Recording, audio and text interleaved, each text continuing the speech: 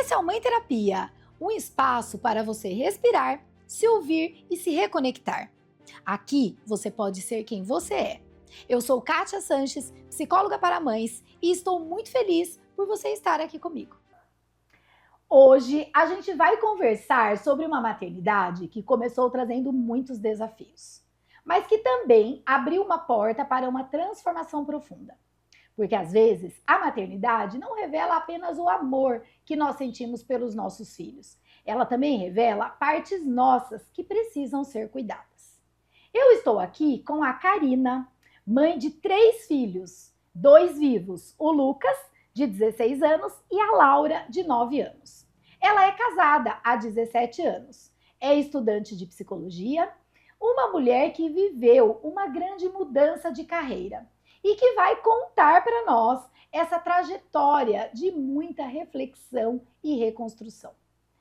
Vamos começar por quem era a Karina antes da maternidade. Bom, a Karina antes da maternidade era uma mulher que não se conhecia. Uma mulher que se escondia através do trabalho, com muitos medos, com muita insegurança, mas que demonstrava uma fortaleza que não permitia ela acessar esse lugar tão sensível e feminino da mulher.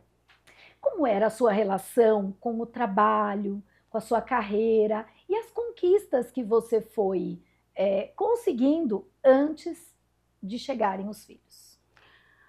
Era uma relação de muita intensidade, de muita entrega, mas também de muita dor. Eu venho, Kátia, de uma família onde a minha mãe foi a provedora. Minha mãe foi o homem e a mulher. Meu pai era alcoolista e ela precisou ser muito forte para dar conta de 3 filhas. E eu olhava para aquela mulher, e eu olhava para a força daquela mulher, e eu imaginava que eu tinha que ser aquela mulher. Porque a vida era dura, a vida era cruel. Eu cresci, eu sou da época que fala, engole o choro, você tem que ser forte, você tem que estudar, você tem que ganhar seu dinheiro, você tem que trabalhar. E eu peguei isso muito, muito a sério para mim. E foi quando eu fui estudar, seguir a cartilha, né? E como era, Karina, engolir o choro? Ai, olha, era difícil, né? Porque não existia um lugar de acolhimento. Então, isso foi criando muitas máscaras em mim, né? Muitas cascas. E hoje, claro, adulta, mãe, eu vejo que isso foram os recursos que a minha mãe teve naquela época, né? E a criação também que ela teve. Ela recebeu, ela entregou.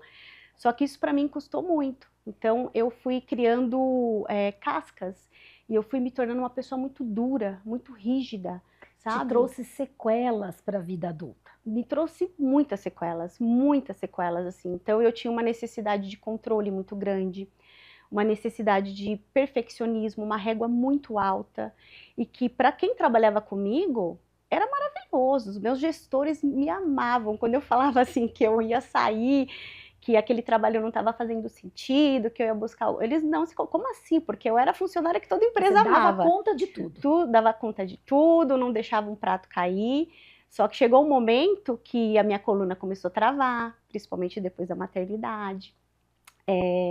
Eu comecei a ter insônia, eu não tinha muita alegria, sabe? Era uma apatia, humor não existia. E eu fui endurecendo mesmo, né? Já estava com o meu marido atual, era meu namorado na época, e ele até falava, leve, ele é mais tranquilão, né? E eu, assim, aquela coisa, não, né? que bom, não, tem que ir, tem que fazer. Então, assim, era uma energia muito boa, né, que me levou para algo maior, que me tirou de uma situação de muita escassez, mas que me custou um preço muito caro, porque eu não tive esse equilíbrio, eu não soube harmonizar tudo isso, né? E quando eu decidi ser mãe, que na verdade foi uma decisão, mas quando eu me vi mãe, foi um lugar de muito medo, de muita insegurança, e foi um convite para eu olhar para tudo isso. E eu neguei esse convite por muitos anos. Eu engoli o choro. Eu literalmente engoli o choro. E muitas mulheres chegam na maternidade com uma identidade construída com muita independência, autonomia, e eu acho que muito por conta desse passado que a gente tem, de uma cultura onde a gente conquistou os nossos direitos e as mães, os pais falavam, bom, agora você tem que trabalhar, você tem que estudar, porque antigamente não era assim, mas quando a gente vem de uma década aí onde começa tudo isso, né, Karina? Então eu vejo que as mulheres, elas saem de um trabalho que elas sabem fazer muito bem e vão para um outro, que é a maternidade, que a gente não tem ideia de como se faz. Não. E aí a gente se sente perdida, né? Sim. Foi assim que você se sentiu? Foi assim que eu me senti. E eu já estava com mais ou menos 29 anos, 30 anos, né? Na verdade, fiquei grávida com 29, casei tarde. 3 meses depois eu engravidei. Achei que eu não ia engravidar rápido. E quando eu recebi o resultado que eu estava grávida, aí eu demorei até para acreditar. Eu falei, imagina, eu tô doente, esse resultado tá errado. E eu estava tentando. Mas foi um lugar para mim de muita insegurança. E eu que me sentia tão autossuficiente, né, dava conta de tudo, né, muito bem vista, eu falei, nossa, como foi desconfortável, foi muito desconfortável, e foi uma gravidez muito desejada, mas foi um lugar muito desconfortável. E quando o bebê nasceu, então, na verdade, assim, toda a gravidez foi muito complicada. Quando que você percebeu na gestação que ela seria diferente daquilo que você imaginava? Quando, com mais ou menos 3 meses, meu corpo começou a expelir o bebê. Tá. E aí eu comecei a ter cólicas, né? Imaginei que aquilo era normal, mas fazendo os acompanhamentos com o ginecologista, né, com o obstetra, ele me disse que meu corpo estava expelindo e que eu precisava tomar um remédio e ficar de repouso. E isso para mim foi muito difícil, porque eu não parava de trabalhar, eu era workaholic, né? Naquela época eu não enxergava isso, para mim aquele modelo era o modelo ideal, mais performa, vamos lá, né? E assim, seguindo a manada, eu seguia a manada literalmente, e muito focada mesmo nos meus objetivos. E aí ali eu comecei a ter que fazer escolhas, tipo, nossa, mas como que eu vou parar? Eu não posso parar, né? Parecia que eu ia passar fome, que eu não tinha ninguém para me suportar. E era eu comigo, de verdade, Kátia, como se eu fosse a minha mãe. Eu vejo que assim, eu trouxe por muitos anos na minha vida a minha mãe. Tá. E eu demorei muito para entender isso, que eu não era minha mãe, né? Até porque a maternidade, né, e começa na gestação, ela vai nos levando a reviver a nossa vida e a vida dos nossos pais, né? Você traz que viveu com muito medo a gestação, muita insegurança, e esse medo, essa insegurança, não foi só por conta de como vai ser minha vida com a chegada de um filho, né? Que muitas mulheres passam. Foi também por esse medo, já que você teve essas intercorrências de começar a expelir, né, o bebê, ou seja, um risco real de perda do bebê, certo? Exatamente. Como foi isso para você? Então, eu tive que conversar no trabalho, ficar de repouso, mas eu estava de repouso trabalhando o tempo todo, não parava de trabalhar. E quando eu olhava para esses medos, eu não acolhia esses medos, eu calava esses medos. E aí foi onde eu entendi que aquilo estava me custando, porque isso não parece que não terminava, sabe? E aí eu comecei a fazer um processo diferente, eu comecei a olhar um pouco mais para mim, eu comecei a me colocar no trabalho, dizendo que naquele momento eu tinha outras prioridades, e quando eu não recebia, eu tinha um chefe homem, né, então infelizmente ele não tinha essa visão, não tinha filhos, né, a esposa não tinha engravidado, então ele era bem flexível, e eu tive que começar a me impor assim de uma forma bem dura com ele, dizendo, olha, não, eu vou até aqui. E comecei a entrar nesse lugar de olhar um pouco mais para mim, de proteger essa gestação, de aproveitar um pouco mais esse maternar que eu nem sabia como que seria. Às vezes a maternidade, ela começa muito antes do nascimento do bebê, né? Muitas vezes ela começa nesse momento onde a gente percebe que a gente não tem mais controle de tudo. Não. E que eu precisava fazer escolhas, e que essas escolhas para mim, elas eram escolhas novas, que eu não tinha controle nenhum sobre elas. Então eu vejo que eu comecei a ser trabalhada em todas essas questões desde aí.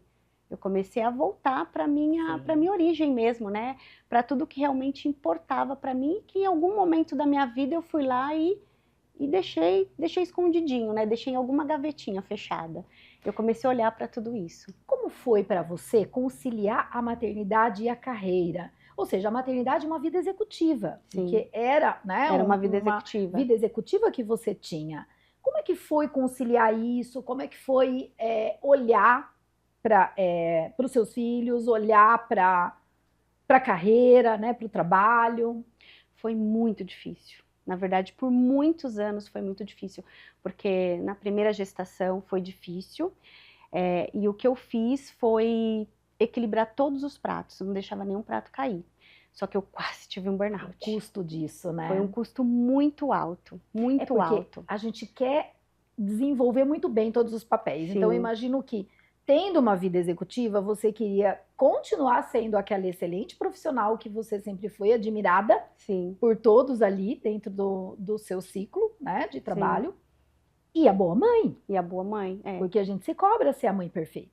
Sim, e eu tive que entender que alguma coisa eu teria que sacrificar, porque o dia ele tinha 24 horas, tinha escolhas que eu não tinha mais como fazer, que é óbvio, tinha um ser dependendo de mim, né? Apesar do pai, do meu marido estar lá comigo, eu gostaria de estar lá, eu queria estar lá. Então, por exemplo, teve momentos que eu não participei dessa primeira gestação, diferente da segunda, que eu já comecei a fazer um caminho um pouco mais sensível, um pouco mais maduro, né, assumindo quem realmente eu queria ser, porque na primeira não foi assim. Então, assim, meu marido que ia em algumas reuniões, e eu, ok, mas eu chorava por não estar nessas reuniões, meu marido que levava para natação, isso doía muito. Então, quando eu fazia viagens a trabalho, que eu ficava em congresso, né, ficava em reuniões, enfim, até internacionalmente eu cheguei a viajar com o meu filho pequeno.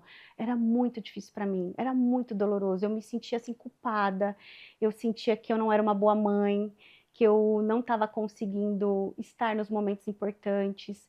E isso para mim doía muito, porque era um desejo que eu tinha, mas naquele momento parecia que eu não tinha escolhas, que tudo que acontecia ali, eu tinha que dar conta de tudo, de tudo, de tudo, de tudo. Parecia que eu não tinha opção, eu não conseguia perceber que existia opção, que existia outros caminhos. Nessa época eu não conseguia. Ou seja, quando você estava no trabalho, você ficava pensando o que você tinha que fazer com os seus filhos, ou que você deveria estar com eles. E quando você estava com eles, você ficava pensando lá no trabalho o que você não estava produzindo naquele momento. Sim. E aí a culpa vem muito forte, né? E aí, em que momento que que essa culpa vai batendo e você chega à conclusão de que, peraí, eu preciso olhar para isso? Foi quando o Lucas, né, que hoje tem 16, na época tinha uns 8, 9 anos, chegou para mim e falava para mim que ele não queria ficar integral, que ele ficava integral, era das 7 às 7 na escola, que ele não queria ficar integral, que por que ele ficava integral e as outras crianças não. E eu comecei a perceber que eu precisava mudar a rota. Só que eu tinha já perdido um primeiro filho, estava tentando engravidar de um segundo, né, que foi a Laurinha, que veio. E o que eu fiz? Eu sentei com meu marido, a gente fez contas, né, porque não adianta, a gente precisa olhar, é um olhar para a família, né, e eu tinha um salário que representava muito na minha casa. Então, nós sentamos, nós conversamos, e eu falei para ele, eu vou diminuir, eu vou desacelerar. E o desacelerar para mim era deixar de ser gerente, era virar uma coordenadora, talvez uma analista. Foi a opção que eu encontrei naquele momento. Nesse momento você tinha um cargo de gerência? Tinha um cargo de gerência. Só que aí o que aconteceu? Eu pedi demissão e fui buscar cargos inferiores. E as portas não se abriam para mim. Dizia assim para mim, não, mas como assim? Você é gerente, você quer diminuir o seu salário, o seu cargo? Eu dizia sim. E olha, foi muito difícil conseguir. E aí eu consegui através de uma amiga, na época que foi minha diretora, e que por conhecer o meu trabalho, ela disse para mim, vamos, Você tá disposta? Eu falei, tô. E aí eu entrei num cargo de coordenação e 3 meses depois engravidei da Laura. E Tá. aí foi um pouco mais tranquilo. Aham. Mas nesse processo de olhar para essa culpa, de entender o que estava acontecendo com você, o que que você descobriu sobre a culpa? Eu descobri que ela dizia para mim que eu precisava voltar para o que realmente importava para mim, que eu estava vivendo algo que as pessoas esperavam de mim, né? Que na verdade não que as pessoas esperavam de mim, que eu acreditava que as pessoas esperavam de mim, que eu acreditava. Eu entendi que eu olhava para minha mãe e acreditava que eu precisava seguir o mesmo caminho que ela, porque minha mãe trabalhava muito, né? Eu precisei entender que ela, na verdade, eu vejo que ela foi um presente para mim. Eu não vejo a culpa como uma coisa, para mim ela não foi negativa, Tá. porque ela levantou uma bandeira, porque doía sentir ela, doía olhar para ela. E aí eu tive que olhar mais profundo. E foi muita terapia, Kátia. Não foi um processo que eu fiz solo, né? Eu fui buscar ajuda terapêutica. Eu orei muito, né? Que a minha fé, a minha espiritualidade para mim é uma coisa muito importante. Então eu visitei todos esses lugares muito íntimos meu que me permitiram enxergar quem realmente eu queria ser. Então eu fui me libertando e fui tomando aos pouquinhos esse lugar. E essa culpa ela foi dissolvendo, né? Eu acredito que ela realmente dissolveu na gestação da Laura, onde eu já era coordenadora de uma multinacional, mas era coordenadora, e eu comecei a aceitar que tudo bem eu errar, tudo bem eu não entregar no prazo, tudo bem, porque eu hoje posso estar com a minha filha. Eu tenho o direito de dizer não. Que importante isso, né, É, Karina? Se permitir. exatamente. Porque muitas vezes a culpa parece estar ligada apenas à maternidade. Mas quando a gente olha profundamente para ela, ela conta uma história. É, Que aí vem muito isso que você traz da sua mãe, dos é, modelos que você tinha e o sim, quanto você, por mais que você não concordasse com tudo aquilo que a sua mãe fez, era uma força que te puxava de forma inconsciente, né? puxava muito, assim, e em nenhum momento eu me lembro é, dela me cobrar isso, tipo, filha, não, ela falava pra mim, filha, você tem um maridão, aproveita. Não era que ela colocava isso pra mim, que ela impunha isso pra mim. Minha mãe sempre respeitou meu casamento, respeitou as minhas escolhas. Ela é uma mãe assim incrível, uma mãe parceira. Tamo junto, vamos lá, tô te apoiando. Mas era o jeito que eu entendia. E quando eu entendi que isso estava sob o meu controle, que eu fui trabalhar isso, foi assim, foi maravilhoso, porque eu tirei um peso das minhas costas. E eu fui, né, depois de um certo tempo, me planejei, o meu marido disse, vou sair do trabalho, vou pedir demissão, vou tirar um período, porque eu quero muito viver essa maternidade de forma intensa, que eu não vivi com o Lucas na mesma fase, vou viver com a Laura e vou continuar acompanhando o Lucas aqui de perto. Eu quero ser essa mulher do lar, sabe? Aquela mulher que faz a comidinha, que faz a mesa posta, que vai na feira, que vai no mercado, que vai nas reuniões da escola, que tem amizade com as mães, que participa dos grupos. Eu era uma executiva, eu não era essa mãe, eu não tinha tempo para ser essa mãe. E eu fui me ver nesse lugar. Eu fui sentir como era esse lugar. E eu vou te falar, ele foi desconfortável, ele não foi fácil também. Claro. Foi muito desconfortável. E aí vinha para mim assim como se eu não estivesse fazendo algo útil, como se não tivesse valor, porque eu estava acostumada que o trabalho ele tinha uma relação com o dinheiro. E eu ganhava muito dinheiro. E esse trabalho ele não tinha dinheiro, a moeda dele não era o dinheiro. E eu também demorei muito para entender qual que era o retorno que eu teria. Demorei muito, assim, muito mesmo. Mas hoje eu já entendi. E eu não troco essa moeda. Hoje eu não troco essa moeda, assim, para mim é um privilégio, eu me sinto privilegiada de poder conciliar o trabalho, conciliar a minha agenda, né, com a minha maternidade. Mas tudo isso, né, foi um mergulho mesmo na sua Foi, história, foi um né, mergulho. Karina? Tanto para tomar essa decisão, quanto para viver esse outro lado que até então você não conhecia. Como foi para você olhar para a relação com a sua mãe, né? Que foi a partir disso que você descobriu que estava repetindo alguns padrões, né, na sua história. Como é que foi fazer esse mergulho? Olha, eu descobri nesse mergulho, né, que foi com um processo terapêutico mesmo, eh, que eu estava no lugar errado. Eu era a mãe da minha mãe, é como se fosse isso, sabe. Olha. Como a minha mãe, ela trabalhou muito, né, ela se esforçou muito para criar 3 filhas sem o meu pai, quando eu consegui, o meu lugar ao sol, digamos assim, né, cresci, fiz carreira, ganhei dinheiro, eu comecei a ajudá-la financeiramente. Então, assim, primeiro eu fui e estabeleci uma relação com ela que era através do dinheiro. E é muito doido dizer isso, porque eu não sei se as pessoas conseguem compreender, mas é como eu me sentia naquela época como se eu tivesse que agradecer, como se fosse uma obrigação, como se o dinheiro fosse agradecê-la, por tudo que ela fez por nós. Porque eu vi a vida dela, eu vi o que ela viveu, a gente acompanhava o sofrimento dela com o meu pai, né, a luta dela com o meu pai. Então, para mim, era uma forma de agradecer. Então, eu dava, assim, sem ela pedir, mãe, tá aqui. Então, não, mas eu preciso resolver um problema aqui. Tava eu lá, dando dinheiro para ela, dando dinheiro para ela. E a dificuldade de sair do trabalho tinha relação com isso. Porque como que eu ia dar dinheiro para minha mãe? Então, eu tive que entender e estabelecer uma relação com ela de outro lugar. Que o que ela fez é o que uma mãe que ama o filho incondicionalmente faz. E que isso também não teria preço. Você percebe que tudo para mim naquela época, ele tinha um preço que tinha uma relação com o dinheiro também. Sim. E para sair do trabalho, inclusive, eu fui falar com ela.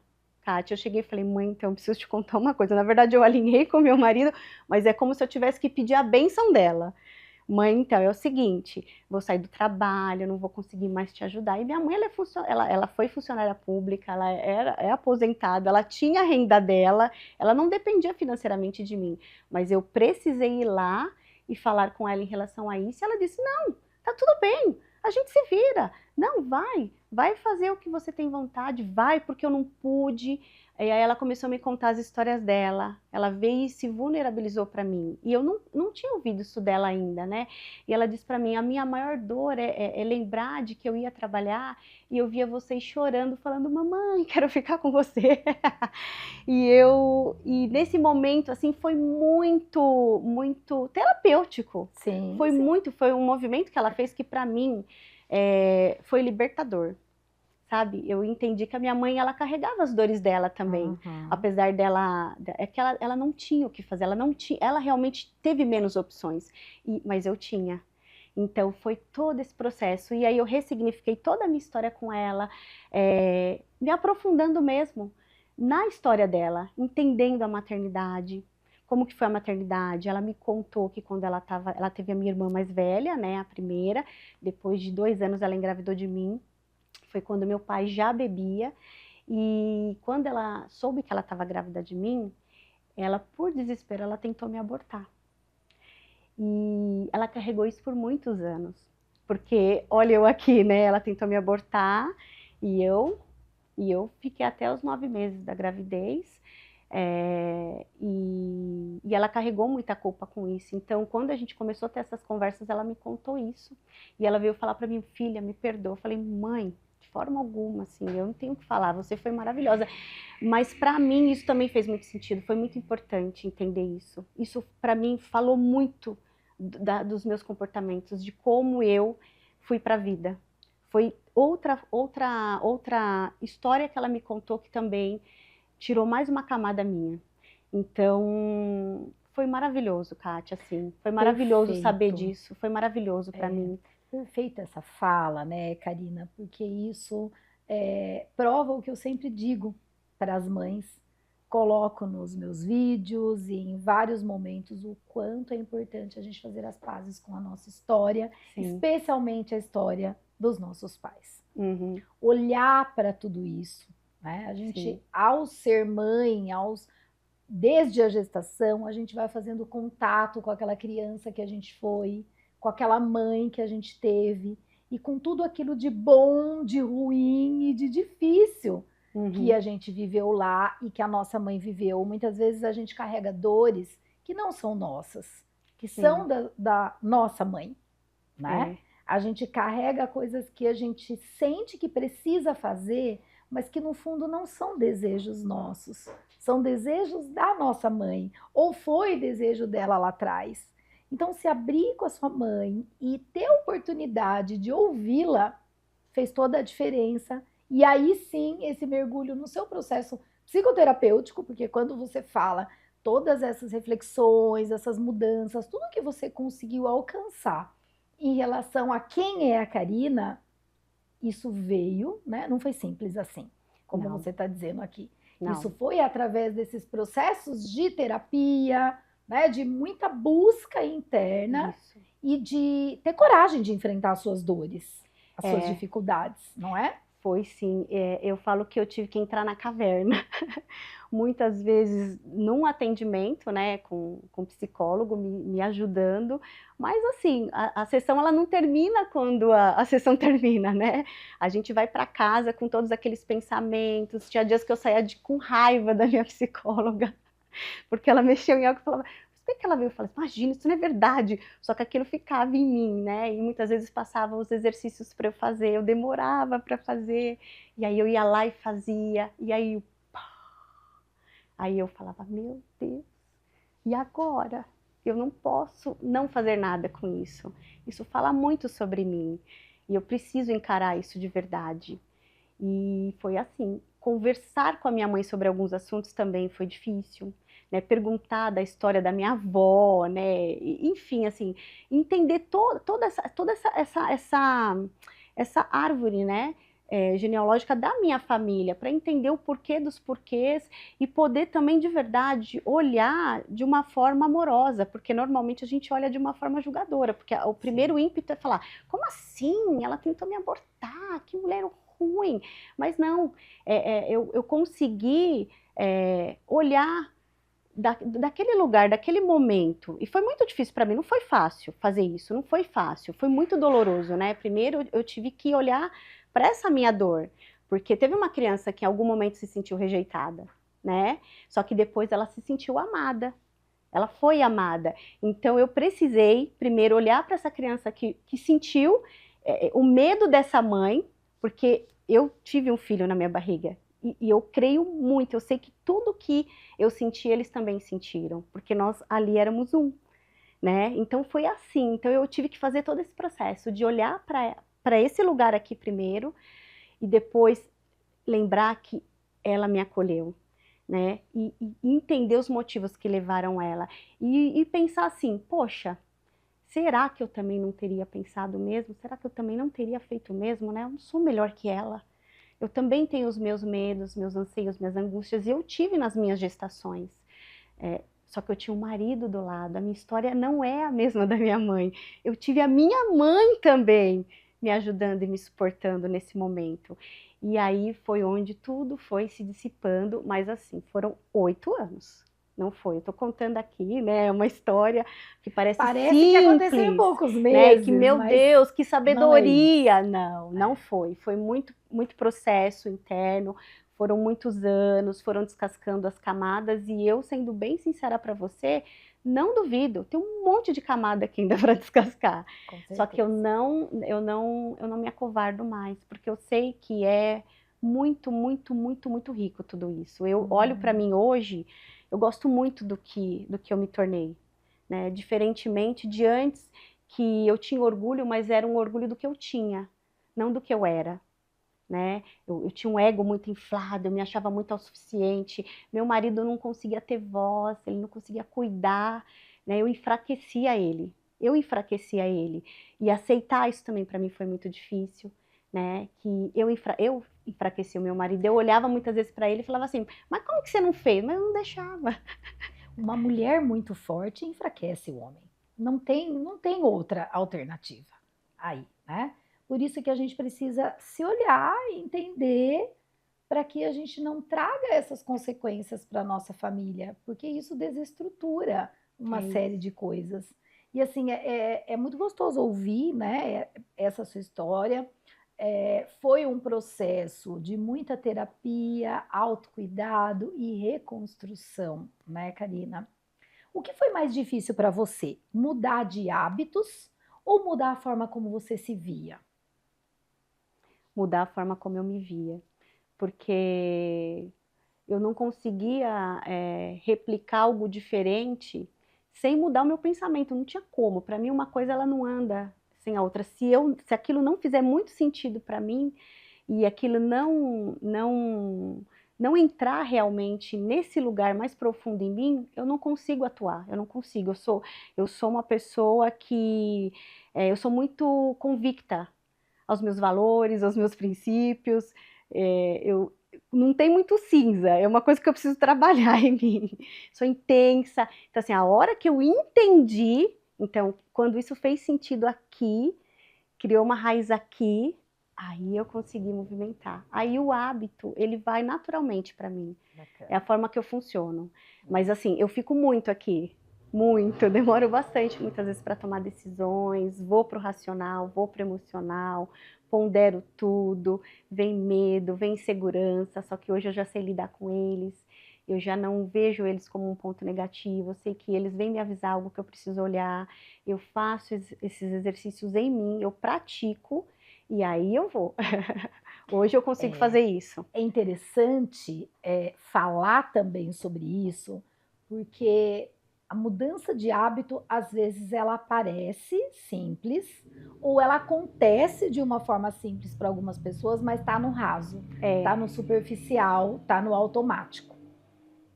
E muitas vezes não dura, né? Sim.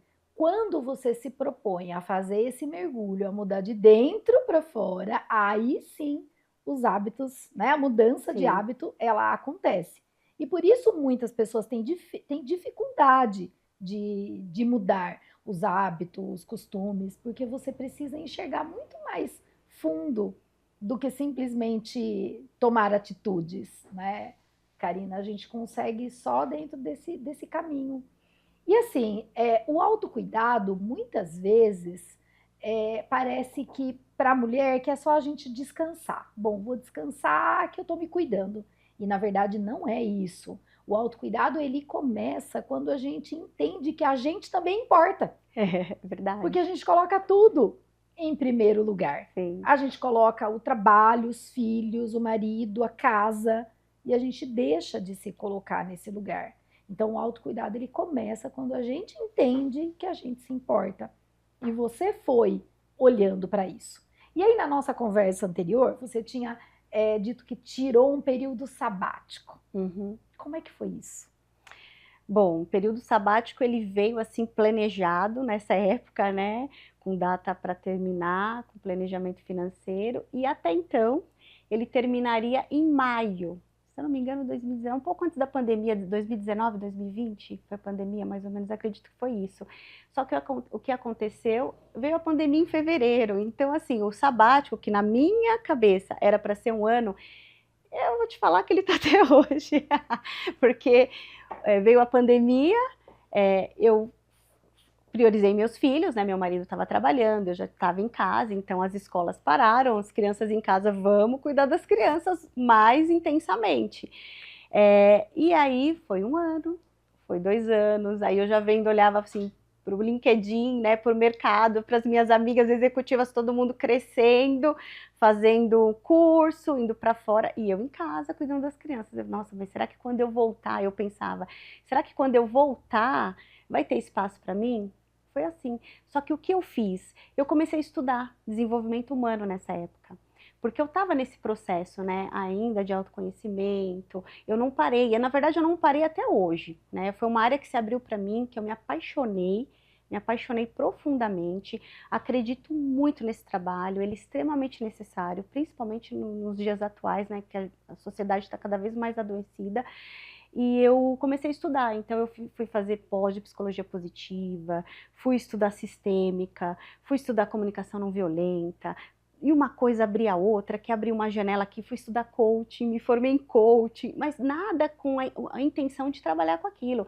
Era tudo com o pensamento de entender um pouco mais, porque eu sou uma pessoa que eu gosto de estudar, eu sou curiosa, eu gosto de fundo, e também pensando, quando eu voltar, minha liderança vai ser 4.0, vai ser a liderança humanizada, né? E que era um ponto muito forte meu nas empresas, né? Apesar de eu ter um conhecimento técnico, eu percebi isso também, que o que mais me dava prazer era o desenvolvimento das pessoas, né? Onde mais eu via valor, o que me movia ali naquele momento era isso, era estar com as pessoas, era poder desenvolvê-las no trabalho, era ter um momento de escuta, feedback. E aí o que eu fiz? Comecei a estudar tudo isso. Só que a pandemia foi durando 1 ano, 2 anos, 3 anos, 4 anos, o negócio foi indo. E aí chegou um momento que as pessoas começaram a me procurar.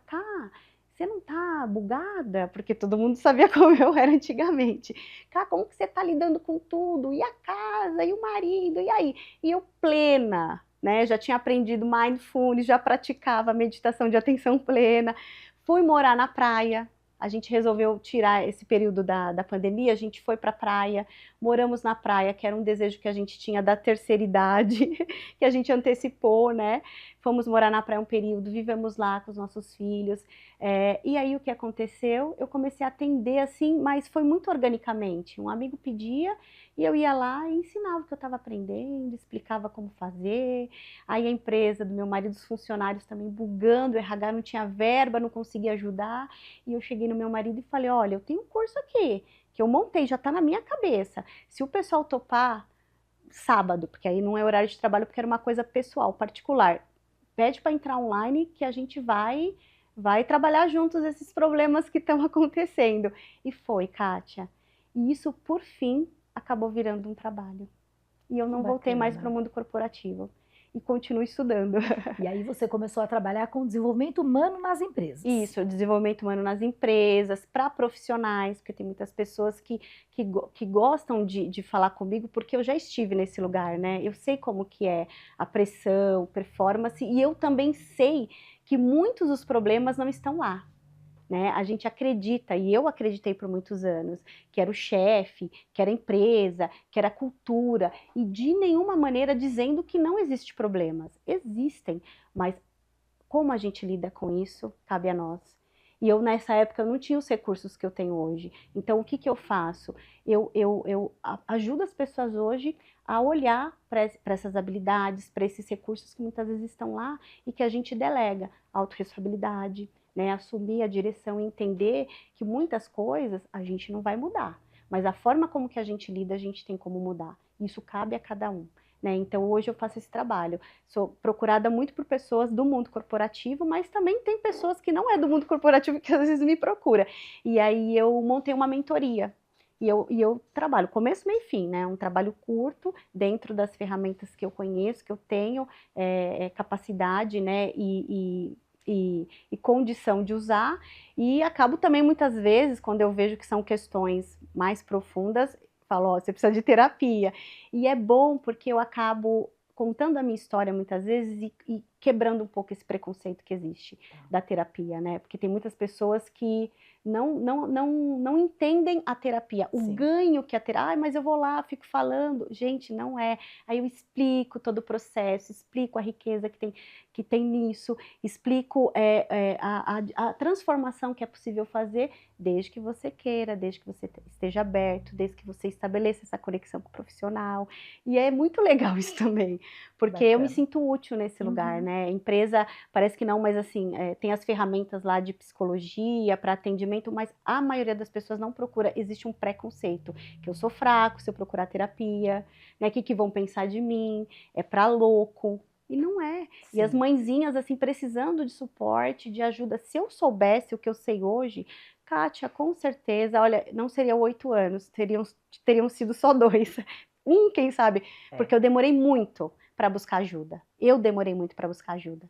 Eu vejo que eu também tinha não era explícito, mas eu também tinha um preconceito, porque eu era muito forte, né? Então não precisava de ninguém. Claro. E foi muito bom também entender que isso não é verdade. Essa mudança de caminho, ela veio com a maternidade ou já existia antes uma ideia de mudar o caminho em algum momento? Olha, na verdade, eu vejo hoje que esse caminho, ele sempre, essa mudança, ela sempre existiu. Quando eu era criança, eu falava para minha mãe que eu queria ser médica. Essa questão de cuidar das pessoas, esse olhar para as pessoas, para mim sempre foi uma coisa muito forte. Mas como a minha mãe tinha essa história, né, de muita dificuldade, ela dizia assim para mim: filha, isso você não pode estudar não, porque médico, quem estuda medicina não pode trabalhar. E eu não vou ter como pagar uma faculdade para você, então você vai precisar pagar, então você vai precisar trabalhar. Então assim, esquece a medicina. É como se ela me dissesse assim: medicina não é para pobre. Era uma crença que ela tinha e que eu comprei, né, imaginei, ela tá certa. E quando eu me formei no colegial e fui escolher uma faculdade, eu trabalhava numa empresa que na época me deu 4 ou 5 opções que eles ajudavam com uma bolsa. E como eu dependia dessa bolsa para fazer faculdade, eu escolhi dentre esses cursos. Então não foi uma escolha onde eu fui lá, olhei para mim, entendi as minhas habilidades, né, os meus potenciais, o que fazia sentido para mim, que vida que eu quero ter. Não foi esse processo, foi um processo muito assim: preciso estudar, preciso mudar de vida. Isso aqui não vai para mim, sou ruim em matemática, frio assim, sabe? Uhum. Ah, gosto de me comunicar, vou fazer comunicação social. E aí eu fui fazer comunicação social porque eu conseguia arcar e ter a bolsa da empresa na qual eu trabalhava. E foi assim que eu fui, só que eu me dei muito bem na área. Fui super bem. E foi quando eu percebi que o que eu mais gostei dessa área, eu fiquei 24 anos, né, como gestora de marketing, e-commerce, né, vendas, quando eu percebi que o que mais me motivava eram as pessoas. Então chegou uma hora que assim, o número é importantíssimo, claro, mas se não são as pessoas, o número não sai. Mas a reunião, mas se as pessoas não estão bem nessa reunião, elas não estão presentes ali, a reunião vai ser improdutiva. Então foi onde eu comecei a perceber que era, para mim, é tudo sobre pessoas. Tudo parte de nós, muito parte de nós, né? Sim. Então, eu consegui entender que eu estava no lugar errado, entendeu? Para mim, a empresa virou só uma desculpa para estar com as pessoas, para fazer esse trabalho. E também é muito legal olhar para isso, porque quando você diz, lá atrás, quando eu era criança, eu já falava que eu queria ser médica, cuidar das pessoas. E eu sempre digo que as nossas escolhas profissionais, elas estão na nossa história. Como é importante a gente estudar a nossa história de vida. É verdade. A gente olhar lá para trás, não só fazer as pazes com a nossa história, com a história dos nossos pais, mas entender quem era aquela criança que eu fui, que mora dentro de mim ainda, né? Quem foi aquela adolescente, o que tinha lá atrás, como é que a minha história veio caminhando até hoje, até o lugar que eu estou. Eu quis isso? Foram escolhas minhas? Ou foram movimentadas pelo que eu achava que as pessoas esperavam de mim? Pelo que minha mãe e meu pai queria? Então, quando a gente vai olhando para tudo isso, a gente faz muitas descobertas. E aí, o que você está me trazendo é que a maternidade, ela proporcionou para você, como você disse lá no início, foi um convite a mergulhar na sua história e fazer muitas descobertas. E essas reconstruções, elas foram acontecendo a partir disso. Mas aí você viu que muitas coisas já estavam ali, já era um desejo. Já era um desejo, exatamente. E aí eu vejo que a maternidade, ela não muda só a nossa rotina, ela muda muito mais. Ela é realmente esse convite para a gente olhar para o que faz sentido na nossa vida, para a gente buscar o que faz sentido para nós. Exatamente. Eu falo assim, meus filhos para mim são 2 presentes, cada um me deu um potinho de ouro, assim, sabe? Me convidou para eu me conhecer, foi a partir deles, assim. Eu vejo que eu acessei um lugar mais sensível meu, que eu não permitia. Meu marido agradece muito, assim, né? Porque hoje ele tem outra mulher, né? Ele fala, nossa, eu realmente ganhei outra esposa. A gente quase se separou, Kátia. Foi um período muito delicado. Existiu esses processos no nosso casamento também, né? Sim. A gente teve que refazer toda a nossa família, teve terapia de casal, teve tudo isso nesse caminho. Mais um ponto da reconstrução, Mais né? um que ponto. até vai ficar para outro. Nós vamos ter que combinar outro encontro aqui no Mãe Terapia, né, Karina? Para você falar sobre outros pontos aí que você foi tendo de descoberta na sua vida. a relação com o casal, ela muda muito, né? Muda. E Uhum. imagino que dentro de tudo isso que você está contando, foi realmente um capítulo, né? É um capítulo à parte, porque traz muitas transformações e essa questão do casal, né? Ela faz toda a diferença nessa estrutura familiar. A gente está chegando aí, né, no final. Eu queria que você deixasse uma mensagem, né, para algumas mães que estão vivendo momentos específicos. Então, a primeira delas é: o que você diria para uma mãe que se sente culpada hoje? Para ela acolher essa culpa, olhar para isso com carinho, com generosidade, com autocompaixão e buscar ajuda. Tem processos que a gente precisa de alguém para pegar na nossa mão e caminhar junto. E isso é muito corajoso. Isso não é uma vergonha. A gente precisa assumir que a gente precisa de ajuda. É isso que eu diria para elas. Perfeito. E para aquela mulher ou para aquela mãe que se perdeu de quem ela era? Que ela olhe para a criança dela. Para ela pegar uma fotinho dela pequenininha e falar para essa criança: onde eu esqueci você. Que legal.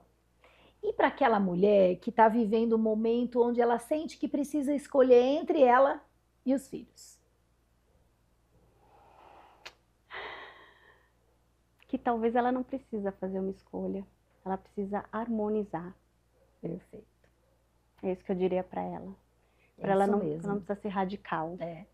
Um papel, né, o de mãe e de mulher, quando a mãe chega, a mulher fica esquecida. Sim. A gente precisa resgatar ela. Mas uma não é impeditiva à outra. Não. Elas não competem. Elas não Exato. precisariam competir, né? É tudo Não ela. precisariam, É tudo ela, né? né? Não precisariam, mas a gente sabe que É. entra em conflito Não, isso. muito, E a muito. gente precisa cuidar para que isso não cause muitas dores, né, na gente. É verdade. Muito legal. Vamos lá para o baralho terapêutico? Vamos lá pro baralho. Vamos ver o que o baralho traz para você. Embaralha um pouquinho as cartas do passado. Deixa a sua energia aí. Vamos ver o que o passado quer saber de você.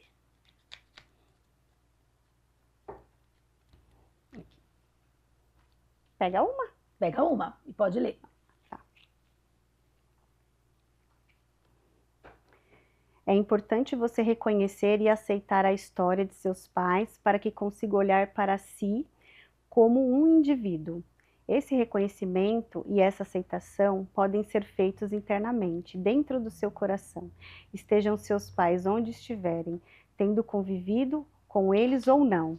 O que você pensa sobre isso? Nossa, tem tudo a ver com a gente. Uau, exatamente. Nada a carta não sai ao acaso, tá, querida? Tá aprovado. Eu penso que aqui estão todas as respostas.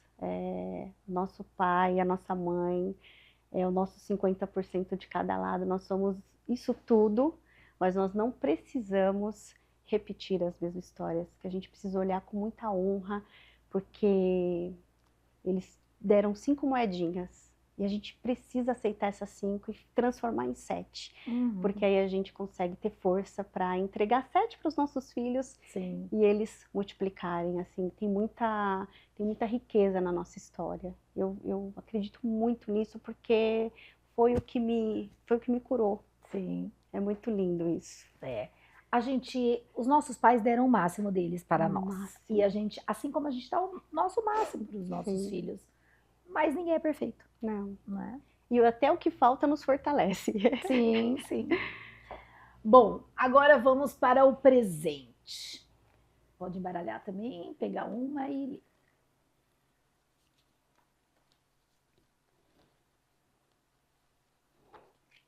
Presente. Você guarda alguma mágoa? Tem alguém que você precisa perdoar e por algum motivo ainda não perdoou? Escreva uma carta para essa pessoa. Após a escrita, imagine que essa pessoa está em sua frente e leia a carta. Ao final, diga como você se sente. Nossa, já perdoei tantas pessoas. Será que tem Vai mais sair daqui alguém? com uma tarefa. Eu tô com uma tarefa aqui, eu vou precisar refletir um pouco sobre. Mas deve ter. Deve ter alguém, porque a carta não é por acaso. Não é por acaso, eu acho que você vai ter Vou que sair pensar. daqui realmente com essa E vou tarefa exercitar, porque eu de sei que escrever. isso aí funciona. Futuro. Futuro.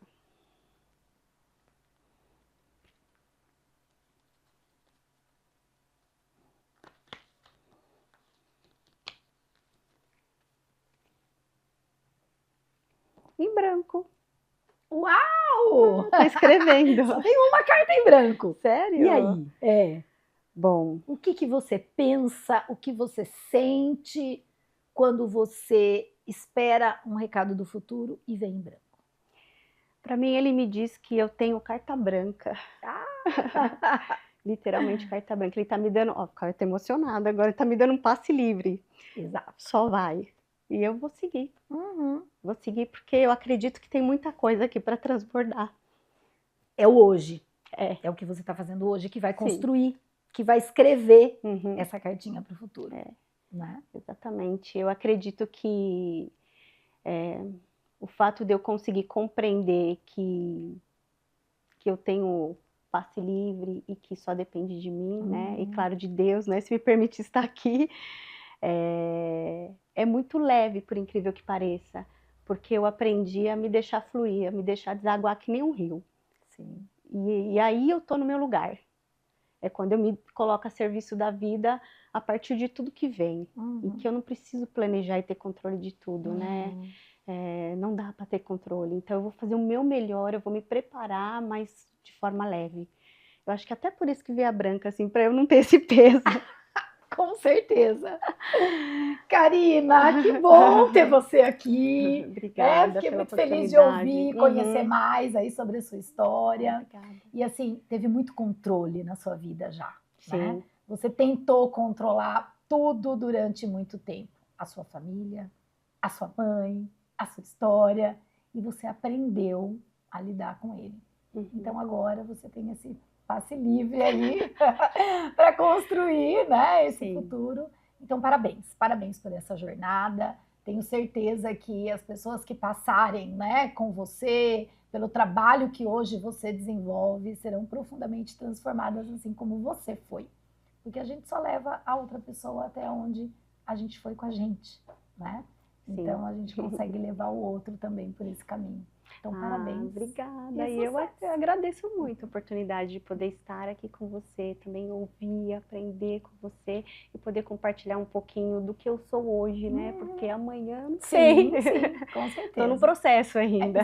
Obrigada, viu? Imagina, eu que agradeço. Parabéns e sucesso. Obrigada. Gente, terminando então, né, mais um encontro aqui no Mãe Terapia. Mas antes de fazer o fechamento, eu quero falar com você que tem ou sofre de dificuldades com restrição alimentar, ou que tem um filho com restrição alimentar, ou qualquer pessoa na sua família.